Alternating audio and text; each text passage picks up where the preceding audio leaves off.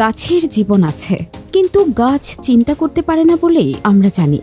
তবে ইতালিতে এমন একটি গাছ আছে যাকে থিঙ্কিং ট্রি বা চিন্তামগ্ন গাছ বলা হয়, কারণ এই গাছ মানুষের মতোই ভাবতে পারে। ঠিক মানুষের মতো নয়, গাছটির আকার দেখে মনে হবে যে কেউ বসে গভীর চিন্তা ভাবনা করছে। দক্ষিণ ইতালির পাগলিয়ায় এই গাছটি রয়েছে। পর্যটকদের কাছে যা আকর্ষণের কেন্দ্রবিন্দু। অনেকেই শুধু গাছটিকে দেখতে আসেন। স্থানীয়দের দাবি গাছটির বয়স 2000 বছরেরও বেশি। আদলে সেটি বহু প্রাচীন জলপাই গাছ। বহু বছর ধরেই দেশ বিদেশের পর্যটকরা এই গাছটিকে দেখতে আসেন। তারপর ভাবেন, সত্যি কি এই গাছ ভাবতে বসেছে?